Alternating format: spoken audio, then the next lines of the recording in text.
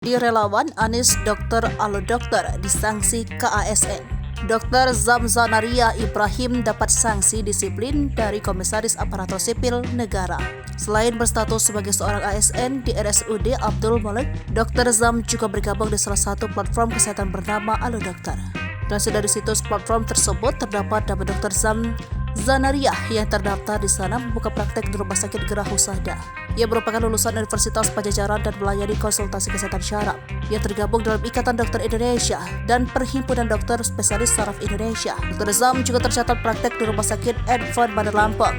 Ia lahir di Tanjung Karang pada 1 Januari 1974. Buah hati pasangan Dr. Andes Ibrahim Yusuf dan Dr. Andes Nurbaiti Sumbai ini sudah dipersunting oleh Yunizar Hasan STMM. Sanksi KSN yang diberikan kepadanya lantaran ia diduga menjadi relawan bakal calon Presiden Anies Baswedan.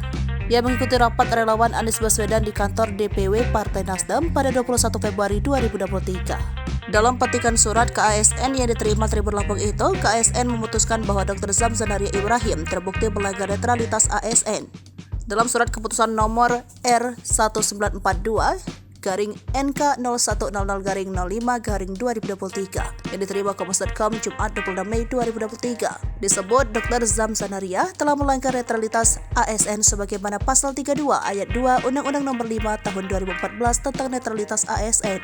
Pada surat yang ditandatangani oleh Ketua Komisi ASN Agus Pramusinto itu dicantumkan Dr. Zamzanaria ikut dalam rapat relawan Anies Baswedan di kantor DPW Nasdem Lampung.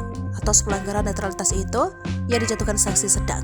Pada surat itu juga disebutkan sejumlah pertimbangan atas sanksi tersebut. Di antaranya yang bersangkutan telah menjadi ASN selama 20 tahun sehingga seharusnya ia sudah paham. Inspektur Provinsi Lampung Freddy dan dikonfirmasi mengenai surat rekomendasi itu mengaku belum menerimanya. Freddy menyebut nantinya pihaknya akan segera menindaklanjuti rekomendasi ke ASN bila surat tersebut telah diterima pihaknya.